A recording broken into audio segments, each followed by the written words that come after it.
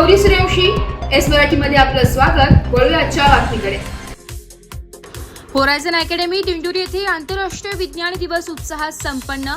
21वे शतक हे विज्ञानाचे शतक आहे असे म्हटले जाते। मानवाने आपल्या बुद्धीच्या बळावर चंद्रापर्यंत मजल मारली, तसेच रोज नवनवीन शोध लावून मनुष्य आपले जीवन अधिक सुखकर करत आहे। डॉक्टर सी.व्ही. रमण यांच्या जयंतीनिमित्त जगभरात आजचा दिवस विज्ञान दिन म्हणून साजरा केला जातो। होरायझन दिंडोरी येथे देखील प्राचार्य श्रीमती निर्मला जाधव यांच्या मार्गदर्शनाखाली विज्ञान दिवस मोठ्या उत्साहात संपन्न झालाय।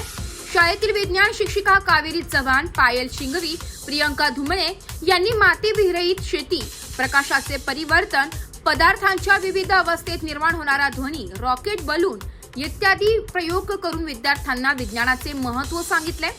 तसेच त्यानंतर प्रश्न मंजुषा घेण्यात आली आहे, ज्यामुळे विद्यार्थ्यांच्या ज्ञानात भर पडली आहे। यावेळी विद्यार्थ्यांनी सांगितले की विज्ञान हे आजच्या काळाची गरज आहे। विज्ञानाच्या नवनवीन शोधातून मनुष्य आपल्या जीवनाला कलाटणी देतो।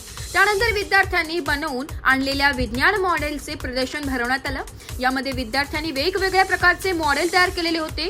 यामध्ये भूकंपाची तीव्रता ओळखणारे यंत्र, अपघात टाळणारा चष्मा, ऍसिड रेन, पाण्याचे शुद्धीकरण प्रकल्प, इलेक्ट्रोप्लेटिंग इत्यादी यांचे परीक्षण करण्यासाठी मराठा विद्या प्रसारक सिनियर कॉलेजचे विज्ञान विभागाचे प्राध्यापक डॉक्टर अनिरुद्ध भगत सर उपस्थित होते। त्यांनी सर्व विद्यार्थ्यांचे कौतुक करत विद्यार्थ्यांनी अतिशय सुंदरसे मॉडेल्स बनवले असे सांगितले व विजेते विद्यार्थ्यांना त्यांच्या हस्ते प्रमाणपत्र देखील वितरित करण्यात आले। यावेळी शालेय व्यवस्थापन समितीचे अध्यक्ष श्री प्रदीप घोरपडे सर तसेच दैनिक वृत्तपत्राचे प्रतिनिधी बापू चव्हाण सर देखील उपस्थित होते। या कार्यक्रमाचे सूत्रसंचालन शिक्षक श्री अभिजित शिवले व प्रीती जाधव यांनी केले व सर्व शिक्षक व शिक्षकेतर कर्मचाऱ्यांच्या सहकार्याने कार्यक्रम यशस्वी संपन्न झाला। एस मराठी न्यूज साठी प्रतिनिधी भाऊसाहेब पिंगळ, दिंडोरी।